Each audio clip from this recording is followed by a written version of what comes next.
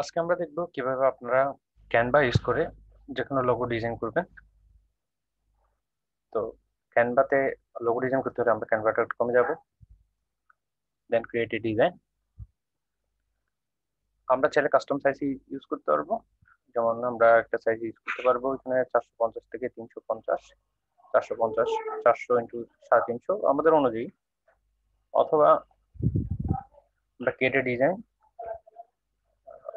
Custom design না করে এখান থেকে লোগো অপশন আছে 500 ইন্টু 500, আমরা লোগো ডিজাইনে গেলাম।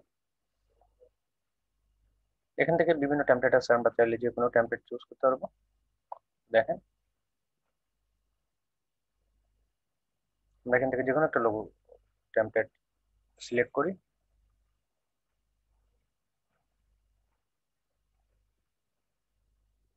সি হলে চাইলে আমরা টপ ক্যাটাগরিটা দেখবো।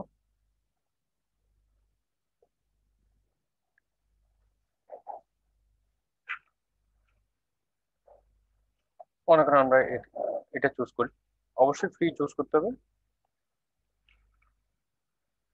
এখন আমরা এখানে আসলাম, এখানে এসে আমরা চাইলে কালারটা চেঞ্জ করতে পারবো, যে কোনো কালার সিলেক্ট করতে পারবো।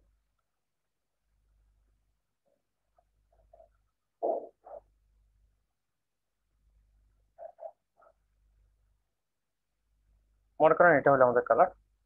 এখানে চাইলে চাইলে আমরা ফন্ট চেঞ্জ করতে পারবো। এই,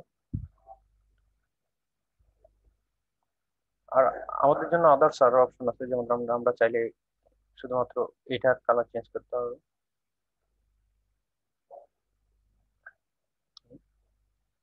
চাইলে ফন্টের কালার চেঞ্জ করতে পারবো, এখানে ফন্ট কালার আছে, ফন্টের স্টাইল চেঞ্জ করতে পারবো।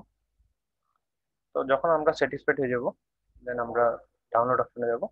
ডাউনলোড আমরা পিএনজি অথবা জেপিজি সিলেক্ট করবো।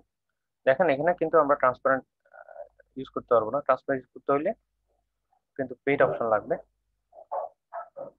দেখেন পিএনজি সিলেক্ট করলাম, আমাদের zip, PDF, print, JPG, JPG অথবা পিএনজি সিলেক্ট করলাম, ডাউনলোড দিলাম।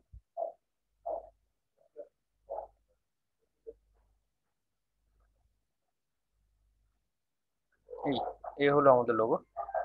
এখন এটা আমাদের ইউজ করতে হলে এমন ভাবে ইউজ করতে হবে যেটা পিছনে আসলে সাদা ব্যাকগ্রাউন্ড আলা, যেমন হেডারে যদি আমাদের সাদা সাদা ব্যাকগ্রাউন্ড থাকে তাহলে এটার সাথে আমরা ইউজ করতে পারবো। আদারওয়াইজ আমাদের অন্য অপশন ইউজ করতে হবে, যে ফটোশপে বা ইলাস্ট্রেটরে ডিজাইন করতে হবে ট্রান্সপারেন্ট যদি আমরা চাই।